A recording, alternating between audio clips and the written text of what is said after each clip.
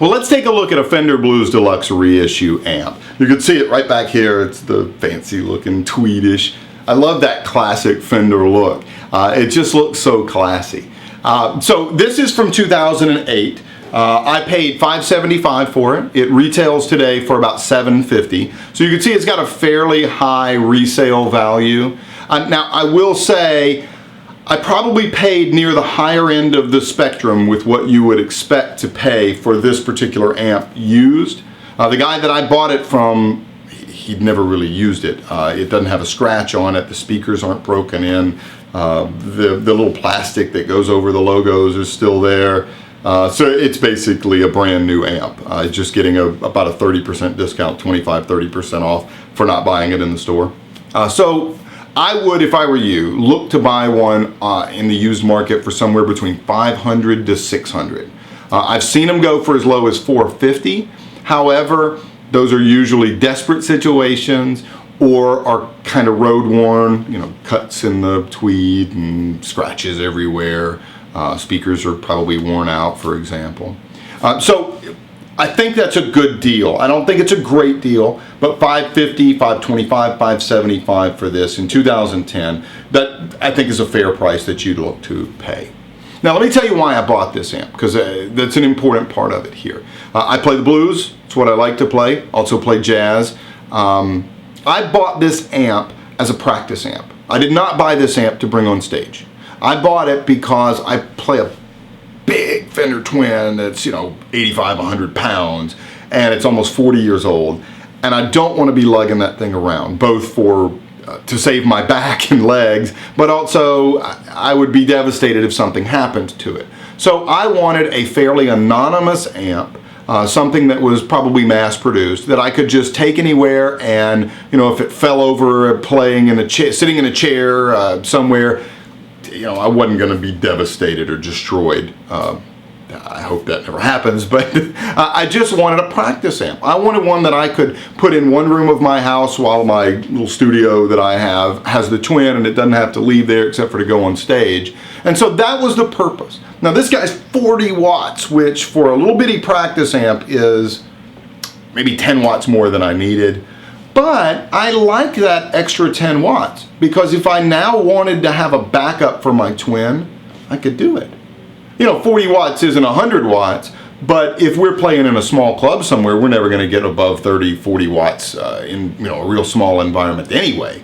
So this could actually be a great backup. So it was a little bonus when I found out it was bigger than the 30 watts. You know, the Vox, the 30 watt Voxes, those are a good alternative. But the 212 is a little too big, a little more expensive than I wanted. I wanted to be in the 500 range, and this fit perfectly. Okay. I will tell you a little bit here before we get in. I know you're wanting to hear the sounds. He's got two channels. So there's a clean channel, and then there's a channel with gain. Don't buy this amp if you want to play metal on it. That's not really what it's intended for. I'll show you here in just a couple of minutes what the gain sounds like. Think Rolling Stones overdrive, think Meatloaf, something like that. That's the kind of an overdrive sound you're getting. This is not going to give you Kirk Hammett's sound, or you're not going to be Eddie Van Halen with this particular amp. It's called Blues Deluxe. It's a great amp for playing the blues. I think you'll be able to get Eric Clapton tones out of this, Jimi Hendrix-ish, Stevie Ray Vaughan-ish, Eric Johnson-ish type of sounds out of it, but don't try to overextend it. Okay? And so I'm running, just to let you know, no pedals. I've got a 2007 Eric Johnson Fender Strat here that hasn't been modded at all. I'm going to start on the clean, and I'm going to roll the tones all the way up. I think that'll be important here in a minute. So we'll just listen to how it sounds.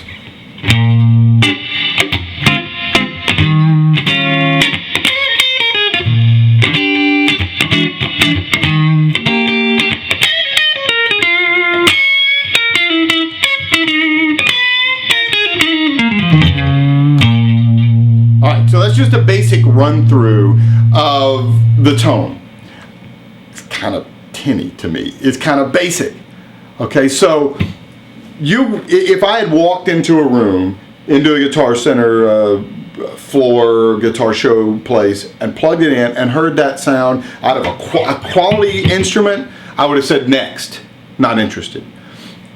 You got to massage this one. Okay, this is not an amp that just naturally is going to give me what I want. Okay, maybe it does for you, I don't know, but to me this is tinny.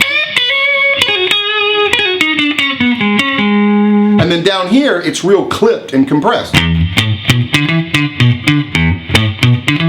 Almost like a country type of a sound. And I'm on the lead pickup, the neck pickup up here. I'm at like 50% on the treble, 70% on the bass, 50% on the mids.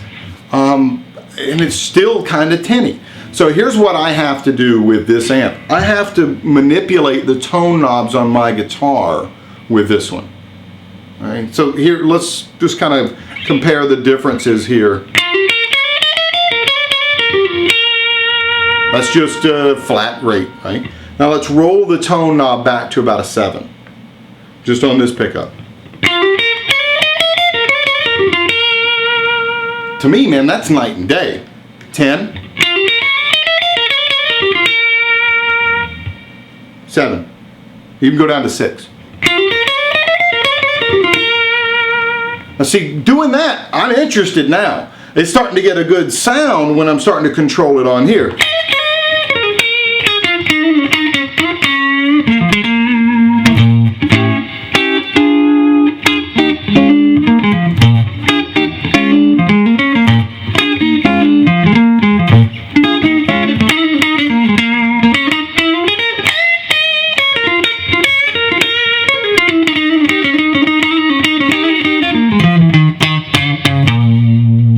No compressed, no country feel to it.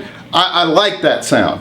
And I'm not used to playing with an amp where I have to control so much through the tone on the guitar, but this is, for me and apparently for a lot of other folks in forums, it's the best way to control this amp. All right, so that's kind of the basics. Now let me show you what the out of phase sound is on this one. In my twin, I tend to play the out of phase position. In this one, I tend to play the neck position. It just sounds fuller.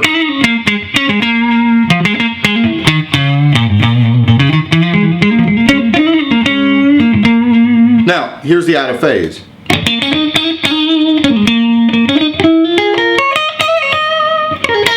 That's kind of that Stevie Ray Vaughan cold shot type, just a little chorus needed to it, and really sound nice. It's good.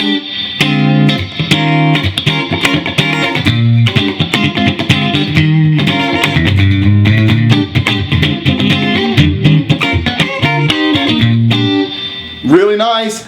Doesn't sound as good on most songs to me as the neck pickup. My twin, exact opposite. I'll throw it up to the neck just mostly for lead type stuff. Most of the time I'm playing on the out of phase. So I've got the overdrive cranked all the way up, so it's on 12. These amps go to 12. And I've got the master pretty low here. But so we're on overdrive at 12. I want you to remember that, right?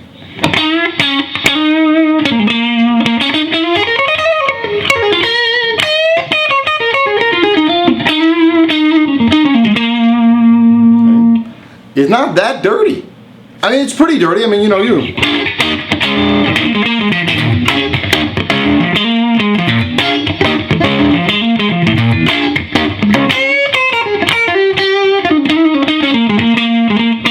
but it's not going to be Metallica, it's not going to be Pantera or anything like that. It's a nice dirty tone. And so it's called drive, it should be called dirty maybe. That's really all it is, it's dirty. It's not a super heavy overdrive, but it's a nice chunk, right? I mean, that's what you want all the time.